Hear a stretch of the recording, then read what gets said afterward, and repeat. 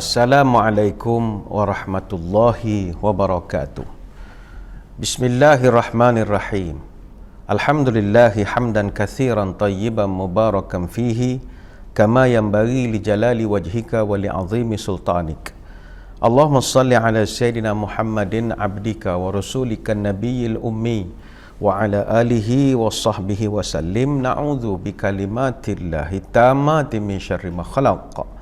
Bismillahilladzi la yadurru ma'asmihi syai'un fil ardi wala fis sama' wa huwas sami'ul alim. Allahumma adfa'na al-waba wal ghala wal riba waz zina wal mihan was su'al fitan ma zahara minha wa ma batan an baladina hadha khassatan wa an sa'iril biladil muslimina 'amatan ya rabbal alamin.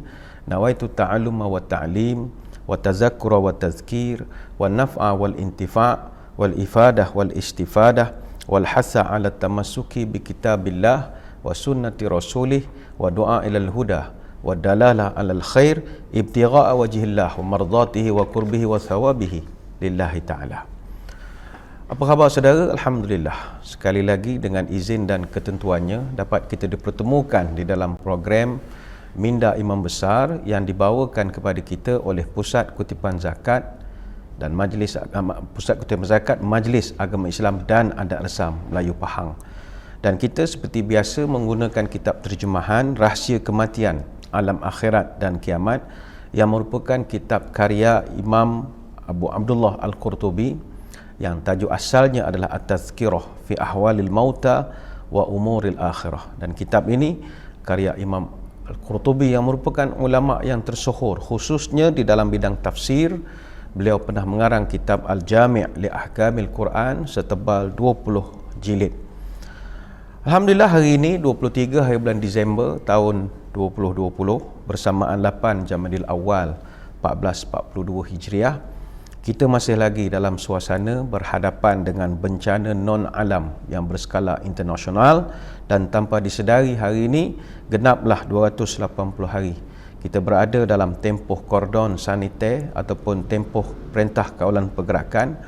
Dan Alhamdulillah, setakat ini di kebanyakan negeri telah pun kembali kepada perintah kawalan pergerakan pemulihan, kecuali di beberapa mukim dan daerah-daerah tertentu. Dan kita insya-Allah akan berada dalam tempoh PKPP ini sehingga 31 Disember tahun 2020. Maknanya ada lagi 8 hari mudah-mudahan. Seperti biasa, kita berharap masyarakat akan tetap terus mengamalkan normal dan kelaziman baharu dalam kehidupan seharian dan berusaha untuk mematuhi SOP yang telah ditetapkan oleh pihak berkuasa. Cuma melihat kepada trend kes-kes yang semakin meningkat dan dalam keadaan kita telah buat sehabis baik dari segi pematuhan kepada SOP, mengamalkan normal dan kelaziman baharu, lantas ada yang bertanya, mengapakah kes masih terus wujud? Ups and down, ada hari kosong sehingga berbelah-belah hari, kemudian datang lagi 2, 3, pergi pula 100 kes. Salah satu pesan daripada Nabi SAW adalah dalam hidup ini, ihfazillah yahfazkah. Nabi pesan kepada Ibn Mas'ud, jagalah Allah, Allah akan jaga kamu. Sebab itu kita kena tukar hashtag kita jaga kita kepada Allah jaga kita. Apa sebab? Siapa yang dalam hidupnya tidak mahu dijaga oleh Allah, khususnya dalam musim-musim wabak sebegini, kita sesama kita takkan mungkin dapat menjaga. Yang boleh jaga kita hanyalah Allah. Sebab itu Anas bin Malik radhiyallahu anhu, dia pernah mendengar Nabi SAW berpesan kepada anak andanya Fatimah. Kata Nabi, ma yamna'uki an tasma'i ma usiki bihi. Wahai anak andaku, aku nak berikan satu nasihat. Apa lagi yang boleh menghalang kamu daripada mendengar nasihat ini? Antaquli idza asbahta wa idza amsaita. Bacalah bacaan ini ketika pagi dan waktu petang, kata Nabi. Ya hayyu ya qayyum bi rahmatika astaghitsu aslih li sya'ni kullahu wala takilni ila nafsi tarfata ainin. Kata Nabi, wahai anak anda, ku bacalah waktu pagi dan petang. Ya Hayyu ya Qayyum, wahai Tuhan yang maha hidup, wahai Tuhan yang maha berdiri sendiri. Bi rahmatika astaghitsu, dengan kesian belasmu kami memohon pertolongan. Aslih li sya'ni kullahu, perbaikilah urusan kami semuanya. wala takilni ila nafsi tarfata ainin, dan janganlah engkau serahkan kepada diri aku sendiri untuk menjaga diriku tarfata ainin, walaupun sekelip mata. Hadis riwayat An-Nasa'i, Al-Bazzar dan Al-Hakim, dan hadis ini dinilai hasan oleh para ulama hadis. Nabi mengajarkan kepada Fatimah salah satunya, wala takilni ila nafsi tarfata ainin, ya Allah, jangan kau serahkan diri aku untuk jaga diri aku sendiri walaupun sekelip mata, kerana yang boleh menjaga kita hanyalah Allah. Mudah-mudahan. Baik, kita sambung mengaji kitab kita. Bagi yang ada kitab, buka muka surat 578, masih bab yang ke-10, halaman 578, bab majaa fi awwali salasati yadkhulunal jannah wa awal salasah yadkhulunan nar. 3 golongan pertama yang masuk syurga dan 3 golongan pertama yang masuk neraka. Muka surat 588. InsyaAllah pada hari ini kita nak bahaskan tentang siapa ahli syurga. Tentang neraka kita akan buat satu bab yang khas. Dalam pertemuan kita pada 16 Disember yang lalu, kita ada bahaskan tentang penghuni syurga. Jadi sebelum kita nak bincangkan ahli syurga pula, kita sambung sikit berkenaan dengan penghuni syurga ini. Sebab seperti yang kita sebutkan pada pertemuan lalu, ada di kalangan para muslimat khususnya yang menonton siaran kita ini yang bertanya mengapa tidak ada bidadara untuk wanita dan kenapa hanya ada lelaki saja bidadari untuk mereka. Kita dah jawab bahawa ini adalah kesantunan Al-Quran yang tidak membincangkan secara terbuka atas sifat dan maruah seorang wanita. Sebab seorang wanita, dia berkehendak kepada orang lelaki, tetapi dia tidak terbuka dalam membicarakannya. Tidak seperti laki-laki, sangat terbuka dalam membicarakan tentang suka kepada perempuan itu, nak kahwin satu lagi dan bagai-bagai. Sebab itu dalam keindahan bahasa Arab, kalau untuk dhamir laki-laki, baris atas. Kalau untuk perempuan, baris bawah, muannas. Lepas itu kalau kaifahaluka, ka itu laki-laki, kaifahaluki, ki perempuan. Sebagai nak menunjukkan lelaki itu baris fathah, terbuka, sangat terbuka. Kaifahaluka. Kalau perempuan tertutup sikit, kaifahaluki. Sampai ada orang buat jenaka hantu laki-laki dengan hantu perempuan pun lain ketawanya.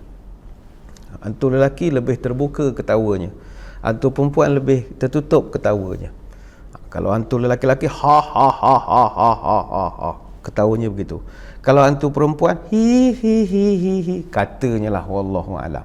Jadi kalau malam-malam dengar ketuk pintu, tengok ketawanya itu jenis mana, jenis fathah ke jenis kasrah. Kalau jenis baris bawah, itu hantu perempuan lah, kata dia orang lah ya. Selain itu juga Quran tidak membahaskan secara terperinci tentang pasangan untuk wanita, sebab naluri seorang wanita memang dalam hidupnya dia tidak mengejar laki-laki. Itu fitrah seorang wanita. Mungkin ada, tetapi masih dalam keadaan tertutup, tidak secara publik dan terbuka. Mereka tidak menjadikan laki-laki sebagai benda yang dikejar. Berbanding dengan orang laki-laki yang mereka kejar dalam hidup memang wanita. Walaupun tidak semua, tapi harta, tahta dan wanita, 3 perkara ini sering menjadi buruan orang laki-laki. Sampai orang kata yang cantik di mata laki-laki adalah wanita. Sebab ya, dalam banyak-banyak ciptaan Allah, yang paling cantik wanita berbanding dengan makhluk-makhluk lain. Tetapi yang cantik di mata wanita bukan laki-laki, tapi emas permata. Disebabkan itulah orang laki-laki, kerana dia suka kepada wanita, dia suka buat koleksi. Girlfriend contohnya ramai, isterinya lebih daripada seorang. Dan bagi wanita, sebab yang cantik di matanya emas permata, maka itulah koleksi mereka. Ini kata bijak pandai lah. Timbul pertanyaan yang kita lontarkan minggu lalu, kalau dah seorang ahli syurga laki-laki, mereka memiliki isteri sampai 72 orang. 2 orang terdiri daripada wanita dunia, 70 adalah wanita bidadari syurga. Tidakkah mungkin akan timbul kecemburuan di kalangan mereka nanti? Ada satu hadis riwayat Imam Al-Bukhari, Nabi SAW menjelaskan bahawa di syurga tidak ada kecemburuan. Dalam surga tidak ada cemburu, tidak ada kecewa, fras, kecil hati, tidak ada. Wala ikhtilafa bainahum wala tabaghudu qulubuhum qalbu rajulin wahidin yusabbihuna Allah bukratan wa ashiya. Dalam surga ni, kata Nabi, tidak ada perselisihan di antara mereka, tidak ada permusuhan. Hati-hati mereka merupakan hati yang satu, dan fokus mereka hanyalah bertasbih kepada Allah setiap pagi dan setiap petang. Hadis riwayat Imam Al-Bukhari. Jadi tidak timbul isu, wah kalau dah duduk ramai-ramai, jealous lah ustaz, ada. Dan kepada muslimat sekalian, ibu-ibu, puan-puan, saudari-saudari sekalian, jangan susah hati, jangan menganggap bidadari ini adalah saingan kita. Tidak, bahkan puan-puan akan jadi chief kepada bidadari, ketua kepada segala bidadari. Kerana sebahagian ulama mengatakan bahawa wanita di dunia akan jadi jauh lebih cantik daripada bidadari. Ini ada pandangan sebahagian ulama, allazi yazhar li an-nisa ad-dunya yakuna khairan min huril 'ain hatta fi sifat adh-dhahirah. Pendapat terkuat di kalangan ulama adalah wanita dunia akan jadi lebih baik kejadiannya berbanding wanita bidadari, termasuklah sifat dan karakteristik lahiriahnya dari segi penampilan dan kecantikannya. Begitu juga dikatakan oleh sebahagian ulama, para suami, iaitu kepada wanita-wanita dunia ini, akan lebih tertarik hatinya kepada wanita dunia berbanding dengan bidadari yang telah disediakan. Al-mar'atu salihah fi dunya ya'ni zawjah takun khairan min al-huril 'ain fil akhirah wa atyab wa arghab li zawjiha. Wanita salihah di dunia, iaitu isteri-isteri orang laki-laki sekarang, dia akan jadi lebih baik daripada bidadari di akhirat, lebih cantik, lebih menarik bagi suaminya. Ini kelebihan.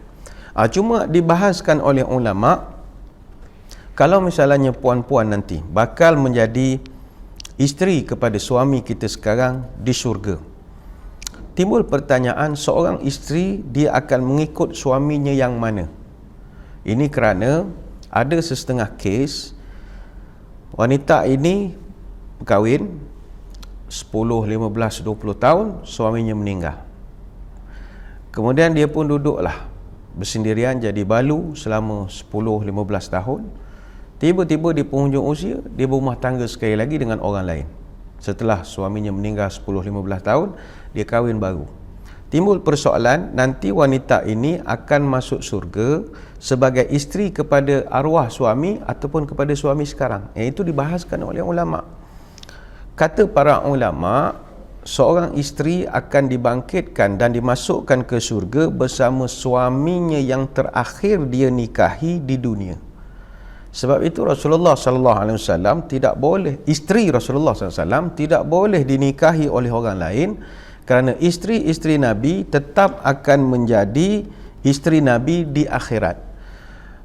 Ada satu riwayat, pernah Muawiyah bin Abi Sufyan radhiyallahu anhu, dia melamar Ummu Darda, tetapi Ummu Darda menolak lamaran dia.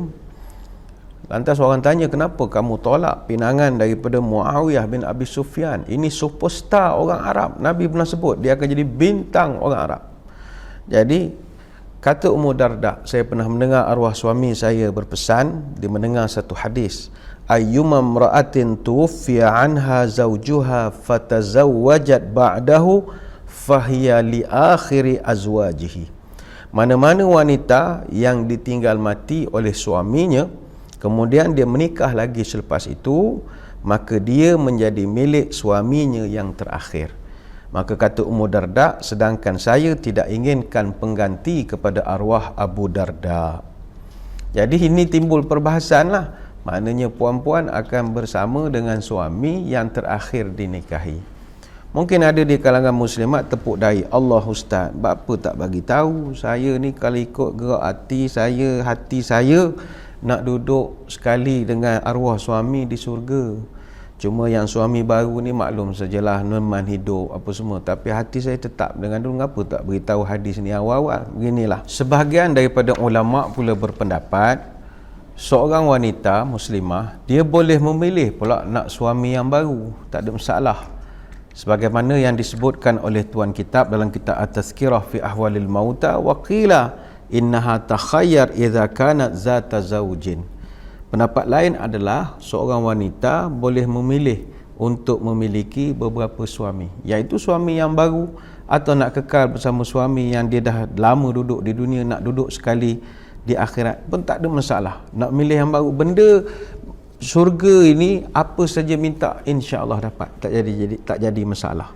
Dan ulama berdalil dengan hadis daripada Ummu Salamah yang Nabi menyebut mengenai bolehnya nanti dia memilih suami di syurga. Ya Ummu Salamah, innaha tukhayyaru fatakhtaru ahsanahum khuluqan. Wahai Ummu Salamah, kamu akan diberi pilihan dapat memilih antara yang paling baik di antara laki-laki ini. Hadis riwayat Imam At-Tabrani. Jadi selesai bab itu. Bagi muslimat kaum wanita, tak payah kita susah hati, kita nak bersaing ke dengan bidadari yang lain, kita nak susah hati, kita nak duduk dengan suami mana, tak jadi masalah. Boleh memilih suami baru atau boleh kekal dengan suami yang sekarang, walaupun suami itu memiliki 70 bidadari, tapi kita tetap menjadi ketua kepada semua bidadari itu. Baik, selesai. Itu yang ketujuh. Yang ke-8, apa lagi nikmat-nikmat dalam surga? Allah Ta'ala sebut dalam Quran surah Al-Waqi'ah ayat 20 sampai 21, wa fakihatim mimma yatakhayyarun wa lahmin tayrin mimma yashtahun, dan buah-buahan yang mereka pilih dan daging burung yang mereka inginkan. Surah Al-Waqi'ah ayat 20 sampai 21. Ini sebahagian daripada yang disebutkan dalam Quran. Makanan ahli syurga adalah buah-buahan dan juga daging-daging burung. Ada yang kata saya tak makan burung. Benda ini minta apa saja tak jadi masalah. Dalam syurga ni tak jadi masalah. Ini yang disebutkan dalam Quran. Dan yang ke-9, antara nikmat syurga yang wajar untuk kita rasa teruja nak mendapatkannya adalah buah-buahan di syurga ini begitu banyak dan tak pernah putus. Wa fakihatin katsirah la maqtu'atin wa la mamnu'ah, dan buah-buahannya begitu banyak, tidak pernah berhenti berbuah dan tidak dilarang mengambilnya. Surah Al-Waqi'ah ayat 32 sampai 33. Dalam ayat yang lain Allah Ta'ala sebut qutufuha daniyah kulu washrabu hani'an bima aslaftum fil ayyamil khaliyah. Buah-buahnya begitu dekat dengan penghuni surga, dan kepada mereka diberikan tawaran, makanlah dan minumlah dengan sesedap kamu disebabkan amal yang telah kamu kerjakan ayyamil khaliyah, pada hari-hari yang dulu semasa kamu di dunia. Surah Al-Haqqah ayat 23 sampai 24. Dan ada satu hadis Nabi pernah bercerita, kata Thauban, innar rajula idza naza'a samaratan minal jannati adat makanha ukhra. Seorang penghuni syurga bila dia petik saja buah itu, maka buah yang lain akan ganti pula buah yang telah dipetik. Hadis riwayat Imam At-Tabrani. Bagaimana kita pergi ke Cameron Highland misalnya, kita petik buah strawberry, kita potong, masuk dalam bakul, banyak-banyak timbang. Di syurga nanti potong strawberry, kita pusing balik tengok buah tu tumbuh balik. Begitu luar biasa sekali nikmat dalam syurga, tak pernah putus buah-buahannya.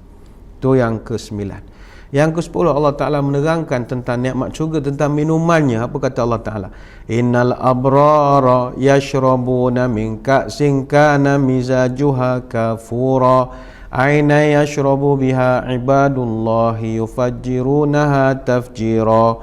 Sesungguhnya orang-orang yang berbuat kebajikan akan minum dari gelas yang mana diisi airnya dengan campuran air kafur. Apakah dia? Aina yashrabu biha ibadullah, iaitu mata air dalam syurga yang darinya lah hamba-hamba Allah akan minum, yang mereka dapat mengalirkannya dengan sebaik-baiknya. Surah Al-Insan ayat 5 sampai 6. Dan dalam ayat yang ke-17 sampai 18 surah yang sama, wa yusqawna fiha ka'san kana mizajuha zanjabila ainan fiha tusamma salsabila. Dan mereka dalam surga itu diberi minum sejenis minuman yang campurannya adalah zanjabil. Zanjabil ni kalau bahasa mudah kita, halia. yang mana ainan fiha tusamma salsabila, yang mana dia datang daripada mata air syurga yang dikenali dengan salsabila atau salsabil. Abu Umamah radhiyallahu anhu mengatakan, seorang penghuni syurga ingin meminum minuman, maka datanglah cerik ke tangannya, kemudian dia pun minum, dan cerik atau jug atau bekas itu akan balik semula ke tempat asalnya. Begitu luar biasa sekali, teknologi tinggi. Kemudian Allah bercerita lagi dalam Quran tentang hebatnya syurga ini, tentang sungainya. Mathalul jannati allati wu'idal muttaqun fiha anharum mimma in ghairi asin. Sifat syurga yang telah dijanjikan kepada orang bertakwa adalah ada padanya beberapa sungai dari air yang tidak berubah rasa dan baunya. Wa anharum min labanil lam yataghayyar ta'muh, dan beberapa sungai daripada susu yang tidak pernah berubah rasanya. Wa anharum min khamril ladzatil lisyaribin, dan ada sungai daripada arak yang lazat untuk orang meminumnya. Wa anharum min asalim musaffa, dan ada sungai daripada air madu yang suci. Walahum fiha min kulli thamarati wa maghfiratum min rabbihum, dan ada pula di sana segala jenis buah-buahan dan ada keredaan daripada Allah. Kaman huwa khalidun fin nari wa suquma hamiman faqatta'a am'a'ahum, dan adakah orang-orang yang tinggal kekal di dalam syurga yang sedemikian itu keadaannya sama seperti orang yang duduk dalam neraka, yang mana mereka diberi minum air yang menggelegak hingga menjadikan isi perut mereka hancur? Sudah tentulah tidak sama. Allah Ta'ala bertanya, surah Muhammad ayat 15. Mungkin bagi saudara-saudari sekalian, tuan-tuan puan-puan, merasa wah nikmatnya syurga ini, Masya Allah, seperti yang sebutkan oleh Allah dalam Quran. Tapi adakah itu nikmat yang paling besar? Tidak. Ada satu lagi kenikmatan tertinggi di dalam syurga yang menjadi dambaan setiap manusia penghuni-penghuni syurga. Apakah kenikmatan itu? Melihat sendiri dengan mata kepala sendiri, fizikal, rupa, zahir Allah Subhanahu wa ta'ala. Ini nikmat paling tinggi. Kenikmatan penduduk syurga yang paling agung, iaitu dapat melihat wajah Allah. Wujuhu yawma idzin nadhirah ila rabbihim nadhirah. Wajah-wajah mereka berseri-seri ketika melihat Tuhannya. Itu surah Al-Qiyamah ayat 22 sampai 23. Lilladzina ahsanul husna wa ziyadah, bagi orang-orang yang berbuat baik, al-husna dan tambahannya. Surah Yunus ayat 26. Para ahli tafsir mengatakan al-husna itu adalah surga, tambahan itu adalah ketika dapat melihat Allah. Lepas itu ada satu riwayat daripada Suhaib, dia mendengar Nabi sallallahu alaihi wasallam bercerita, idza dakhala ahlul jannatil jannah qala yaqulu Allah tabaraka wa ta'ala turiduna syai'an azidukum fayaqulun alam tubayyid wujuhana alam tudkhilnal jannata wa tunajjina minan nar. Ketika penduduk syurga masuk ke dalamnya, Allah Ta'ala bertanya, kamu ingin aku tambahkan lagi nikmat kepada kamu? Penduduk syurga pun menjawab, bukankah Allah telah memasukkan kami ke syurga dan menyelamatkan kami pada neraka? Ini pun syukur sangat dah. Qal fayakshiful hijaba fama u'tu syai'an ahabba ilaihim minan nazar ila rabbihim azza wa jalla thumma tala hadhil ayah. Mana Nabi bercerita, lantas Allah Ta'ala membuka hijab sehingga semuanya dapat melihat Allah Ta'ala. Tidaklah mereka diberi nikmat yang lebih mereka senangi selain dapat akhirnya melihat wajah Tuhan mereka. Kemudian Nabi pun membacakan, lilladzina ahsanul husna wa ziyadah, bagi orang-orang yang buat baik mereka dapat al-husna dan ziyadah, tambahannya, iaitu dapat tambahan melihat Allah. Ini dalam surah Yunus ayat 26, hadis riwayat Imam Muslim. Begitulah saudara-saudari sekalian, sebahagian daripada keindahan dan kenikmatan syurga yang telah Allah persiapkan. Sebab itu kita mesti berusaha, bersegera untuk mendapatkan syurga Allah. Baik itu dalam riwayat banyak bercerita tentang bagaimana sahabat-sahabat Nabi SAW ketika mendengar akan seronoknya nikmat-nikmat yang ada di syurga, mereka terus bersegera untuk mendapatkan syurga itu, tak tangguh-tangguh lagi.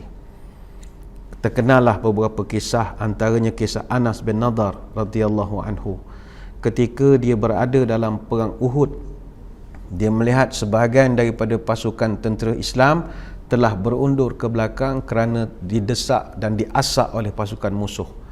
Namun Anas bin Nadar radhiyallahu anhu, dia tetap maju ke hadapan sambil dia berkata kepada Sa'ad bin Mu'az, "Ai Sa'ad, hadhil jannatu wa rabbi Anas, inni ajidu rihaha duna Uhudin."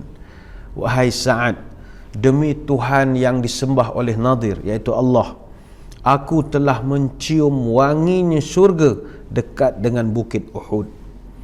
Maka kata Anas bin Malik yang merupakan anak saudara kepada Anas bin Nadar, ketika kami betulkan ataupun susun balik jenazah-jenazah yang telah terkorban syahid ini, kami jumpa jenazah Anas bin Nadar dan kami tengok pada badannya ada 80 lebih tusukan dan tikaman pedang, tombak dan juga panah. Dan kami dapati beliau telah meninggal kerana ditusuk-tusuk oleh orang-orang musyrikin. Tidak ada orang yang boleh kenal jenazah dia kecuali adik-beradik dia saja yang begitu cam tanda-tanda pada wajahnya, pada badannya. Hadis riwayat Bukhari Muslim. Ini orang yang bersegera ke syurga Allah. Ada riwayat yang lain dalam perang Badar, ketika Nabi SAW bersabda, "Qumu ila jannatin arduhas samawat wal ard." Berdirilah kamu untuk mendapatkan syurga yang luasnya seluas langit dan bumi.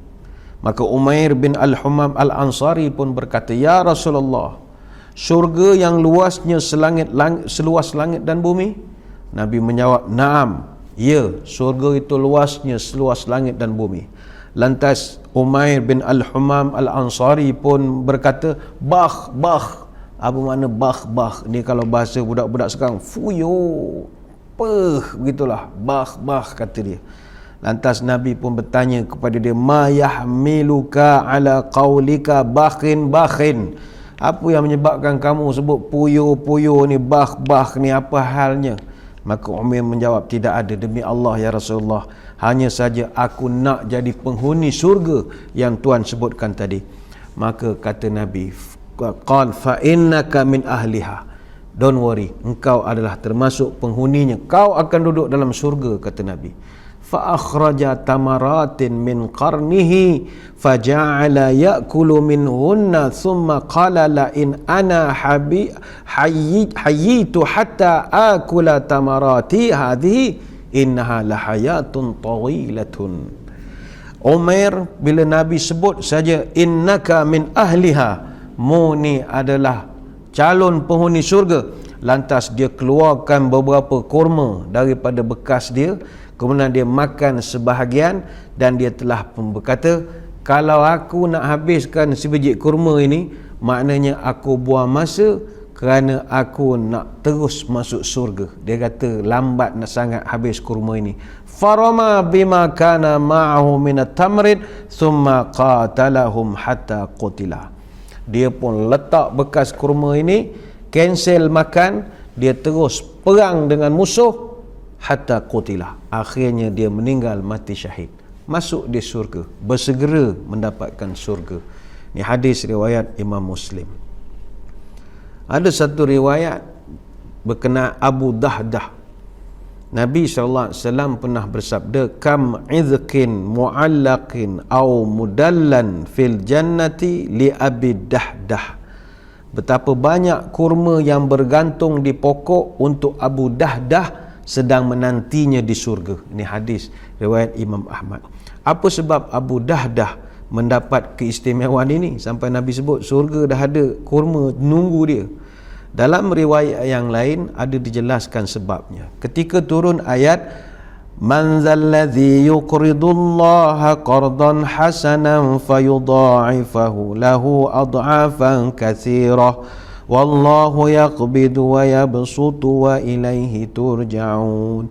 Siapakah yang mau memberi pinjaman kepada Allah, yaitu pinjaman yang baik dengan menafkahkan hartanya di jalan Allah, maka Allah akan lipat gandakan pembayaran kepadanya dengan lipat ganda yang banyak. Surah Al-Baqarah ayat 245. Lantas Abu Dahdah pun memberi respon, Ya Rasulullah, ayat ini adakah Allah nak pinjam daripada kita?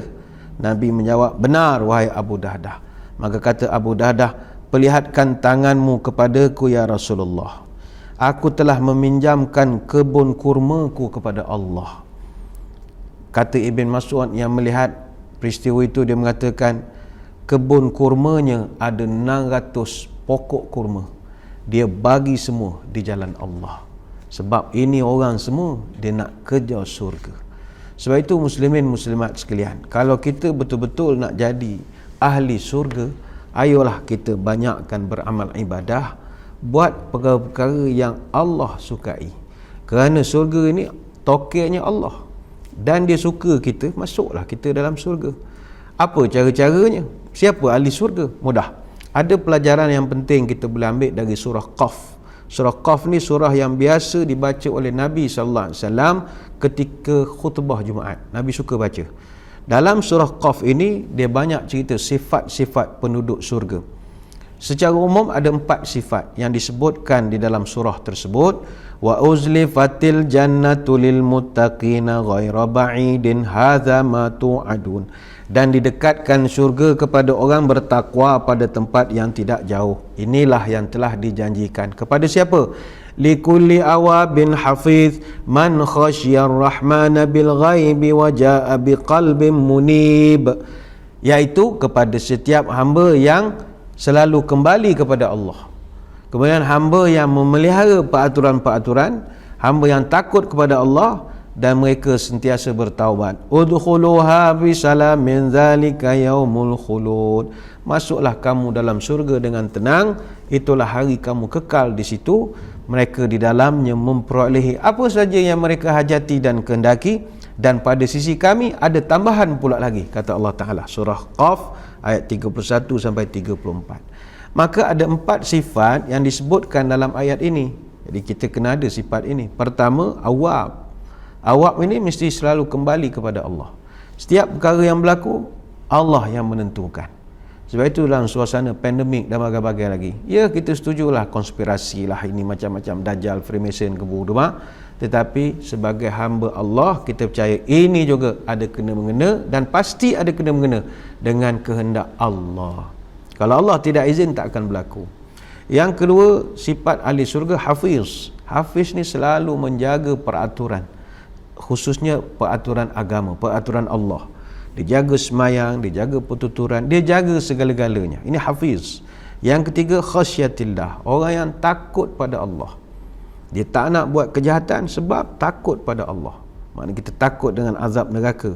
Dan yang keempat, mestilah biqalbin munib. Hati yang munib, selalu bertaubat.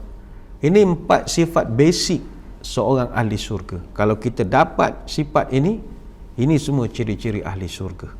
Kemudian Allah Ta'ala sebut lagi dalam Quran secara umum, mana tak sempat kita sambung pada kesempatan yang akan datang.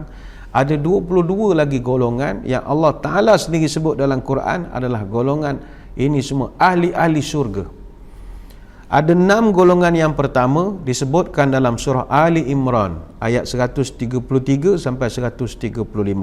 Wasari'u ila maghfiratin min rabbikum wa jannatin 'arduhas samawati wal ardu u'iddat lil muttaqin alladzina yunfiquna fis sarai wad dharai wal kadhiminal ghaiz wal 'afina 'anil nas wallahu yuhibbul muhsinin. وَالَّذِينَ إِذَا فَعَلُوا فَاحِشَةً أَوْ ظَلَمُوا أَنفُسَهُمْ ذَكَرُوا اللَّهَ فَاسْتَغْفَرُوا لِذُنُوبِهِمْ وَمَا يَغْفِرُ الذُّنُوبَ إِلَّا اللَّهُ وَلَمْ يُصِرُّوا عَلَى مَا فَعَلُوا وَهُمْ يَعْلَمُونَ. Pertama, Allah Ta'ala sebut mestilah muttaqin, takwa. Nombor 2, Orang yang ahli syurga ini yunfiquna fis sara wad dharra. Orang yang suka derma sama ada ketika dia senang ataupun dia susah. Derma ketika senang itu biasalah, dapat gaji derma. Tapi ketika duit tak ada derma, oh itu ahli syurga betul. Yang ketiga, wal kadhiminal ghais, orang yang menahan kemarahan. Dia marah tapi dia tahan. Bukannya orang yang membuang marah, menahan marah. Marah jangan dibuang. Marah kalau tak marah, macam mana kita nak memberi reaksi kepada orang hina agama, hina negara, hina bangsa? Marah kena ada. Tetapi marah ini Allah ajar kita, mu dapat kontrol, mu ahli syurga. Kontrol, menahan marah. Yang keempat, Allah Ta'ala sebut wal afina 'anin nas, memaafkan orang.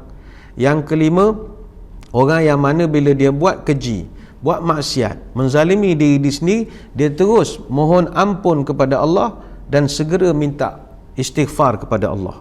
Dan yang keenam, orang yang tidak meneruskan perbuatan keji yang pernah dia lakukan sebelum-sebelum ini. Itu ada 6 golongan. Ada 7 lagi golongan kata ulama disebutkan dalam surah Al-Mu'minun ayat 1 sampai 11.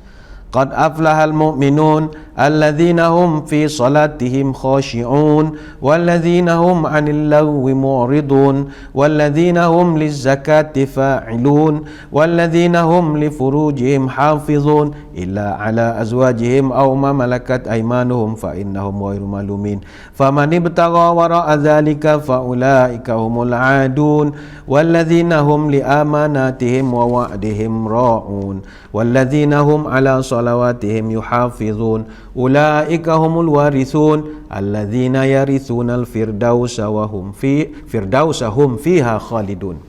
Yang ketujuh Allah Ta'ala sebut beriman, masuk surga dengan iman. Yang ke-8 semayang kena khusyuk. Yang ke-9 tinggalkan kerja lara, kerja sia-sia, dosa tidak, pahala tidak, lara. Yang ke-10 jaga zakat. Itu orang kalau nak betul-betul masuk surga, mestilah tak boleh tidak, dia mesti menunaikan zakat. Zakat mustahak. Kemudian yang ke-11 mesti jaga kemaluannya daripada benda yang tidak sepatutnya.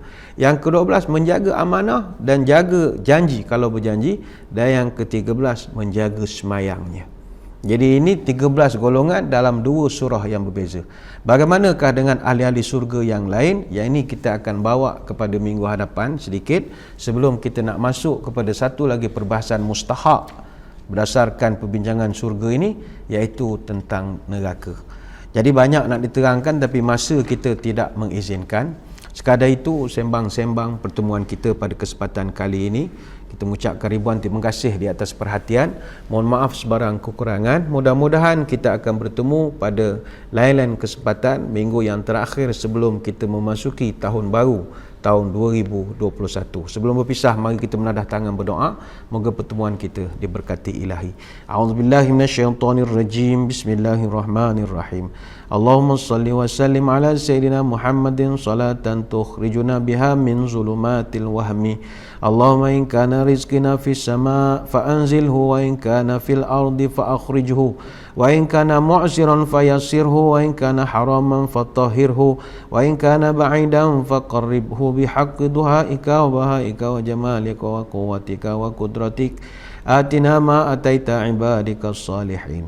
Ya Allah, kalau rezeki kami masih di langit, turunkanlah. Kalau di bumi, keluarkanlah. Kalau susah, permudahkanlah. Kalau haram, sucikanlah. Kalau jauh, dekatkanlah.